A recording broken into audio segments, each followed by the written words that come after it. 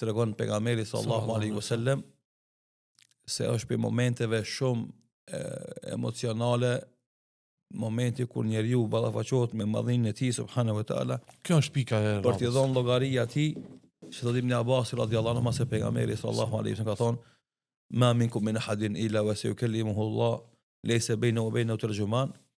Se cili për juve ka mu taku me Allahun dhul xhelal dhe mes tij dhe Allahut nuk ka me pas ndërmjetësues. Biseda me Allahut në ditën e gjykimit. Çdo njeri do të dalë para Allahut. Kjo është për momenteve shumë emocionale, se ti mos ki mundësi me bo avokatur për vetën tone. S'ki mundësi me shprej justifikime, arsyetime, sqarime. O, që ka mundësi me përshkru. Do të thonë, Allahu është para mu, para njeriut. Unë jam këto. A është kështu dita e gjykimit? Po, kjo është një prej stacioneve që fillojnë në momentin e ringjalljes para se me përfundu udhëtimi i njerëzve, i besimtarëve në xhennet, e i mëkatarëve dhe qafirëve në xhenem.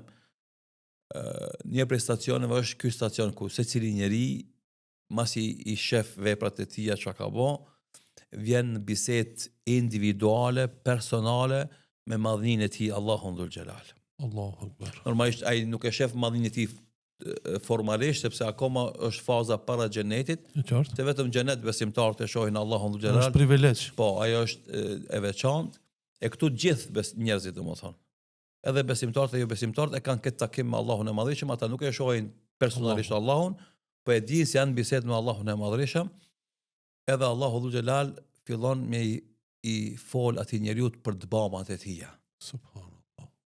Edhe momenti që ti e din se flet me Allahun dhe gjithdijshëm, të cilët la yakhfa minhu khafiya, të cilët nuk i fshehet asgjë, edhe nuk ka mundësi me ik atij asgjë, ti mos ki guxim as energji, as vullnet me fillu me bo lajka dhe me bo pasha babon, pasha nëjës, edhe njerëzit kur bëjnë fëmijët, kur bëjnë hile, bëjnë edhe beja të gabume, mësën, veç me shpëtu për situatës, ti keme u turpnue, edhe keme hesht, se keq që ki bo para ty ka me dalë si ekran televiziv.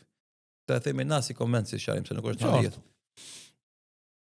Andaj Allah i madhëshëm e tregon el-jawma, të sot nakhtimu ala afwahim. I vulosim gojat e juaja. Se nga fringa, nga stresi, do mu arsjetua. Jo, muhabeti është shikoj, edhe nëse tenton me u justifiku, mu arsjetu, me bo avokatur për vetën tone, Allah të vulos goja. O të shhedu argjuluhum, edhe durët e tia, kamët e tia kanë me qenë dëshmitar të asaj që ka bo. Edhe andaj, pejgamberi sallallahu alaihi wasallam na mëson dhe na thot se çdo ditë do trupi, gjymtyrët e trupit, organet e trupit thënë gjuhës kujdesu gjuhë.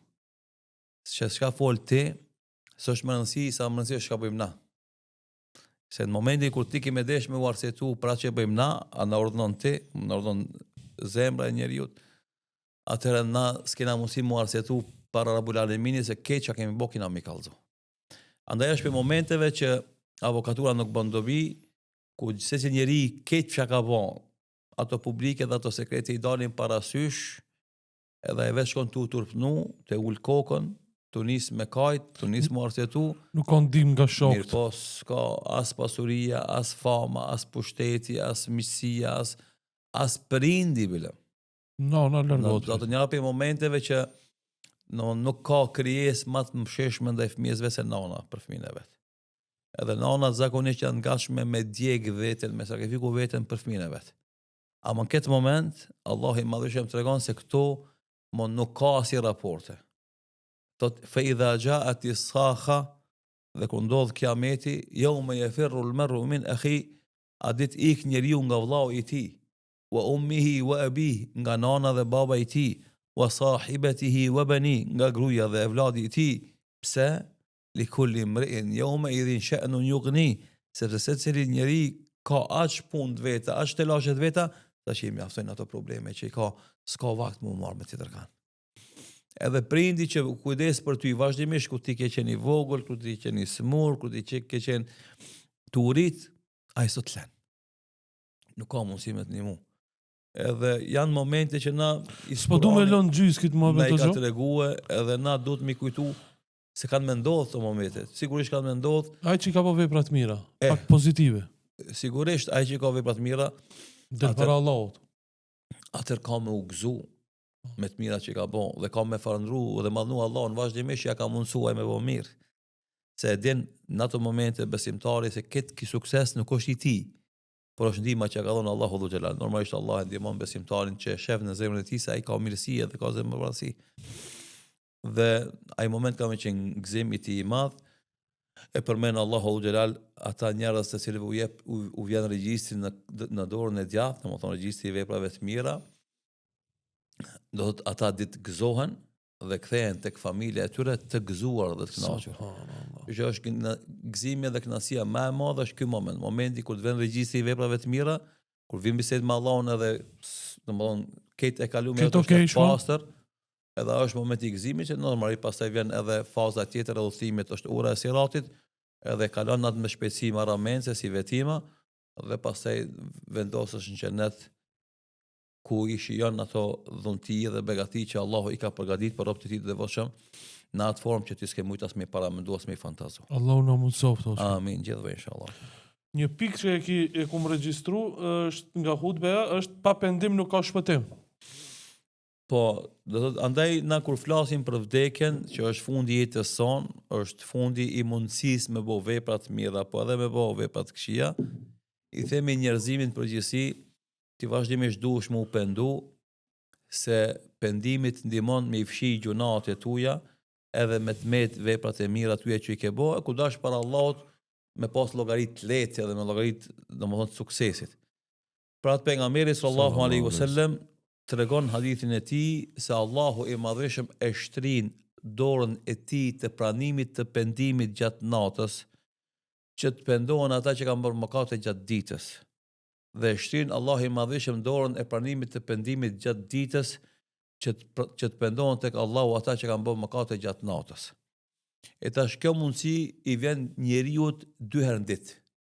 Një herë i vjen mbrëmje kur e ke përfundu angazhimin e ditës dhe një herë të vjen sabah kur e ke përfundu angazhimin e natës. E ti nëse se shfryzon këtë rast, që të jep Allahu xhelal 2 herë në ditë, u pendu tek Allahu për gabimet e mundshme, gabimet eventuale ose gabimet konkrete që ti i ke bë. Atëherë si kemi shku te Allahu i madhreshëm. Edhe andaj na i themi pse ndëlidhet kjo me vdekjen, sepse siç ka ardhur në hadithin tjetër pejgamberit sallallahu alaihi wasallam, idha amsayta, u që është fjala e Omerit radhiyallahu anhu, ndëlidhet me hadith pejgamberit sallallahu alaihi wasallam, idha amsayta fala tantadhir as-sabah, kur të bish në akşam me flet mos e prit sabahun. Wa idha asbahta fala tantadhir al-masa, e kur shohësh sabah mos e prit akşamin. Dhe kjo është shumë e vërtetë. Sa njerëz i kanë rënë me flet, me shumë plane, me shumë ideja, me shumë qëllime, që kur shohën sabah kanë mirarizu. E pa sabah ai te Zoti vet ka shku. Sa njerëz janë çu sabah me plane dhe me qëllime. E s'ka mujt me mri akşamin, me të realizu asnjë për qëllimeve të veta. Subhanallah.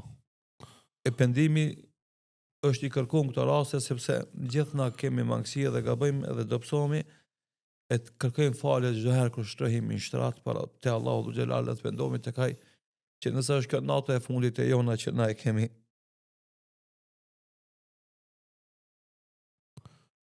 Subhanallah. shkojmë te Allahu të falur për mëkateve. E nëse na jetë Allahu të vazhdojmë me vepra të mira që mos kemi nevojë me kërku falje, më tepër sa të kemi nevojë me kërku pranimin e këtyre veprave që na i bëjmë. Dhe andaj është thirrje që na ja drejtojmë besimtarëve vazhdimisht vetes edhe të tjerëve që për gjithë mangësitë që kemi të kërkojmë falje te Allahu, të pendohemi tek ai para se me në ardhë momenti i vdekjes, sepse në momentin që na vjen vdekja, mo aty nuk ka dobi as kërkimi faljes as pendimi. Pas vdekjes ka Sepse pendim. pejgamberi sallallahu alaihi wasallam thot: Inna Allaha yaqbalu tawbata al-abdi ma lam yughargir. Allahu e pendimin e robit ti derisa nuk i vjen shpirti në fytyrën e tij. E tash kur të vjen shpirti në fytyrë me dal, atë pendimi nuk bën dobi. Për atë shkak na themi pendohu sa je gjallë, sa je shëndosh, sa je i pasur, sa je i pushtetshëm, që në momentin kur dish në shtratën e vdekjes, të kujtohen veprat e mira që i ke bëm, më shumë se sa mëkatet tuaja, e të marrësh myshde nga Allahu dhul xhelal se keni fund të mirë, edhe kemi shku te mëshira Allahu që ka me të mëshiru, ato që i ke vaj ti ka falë dhe i e pendu për tyre inshallah taala.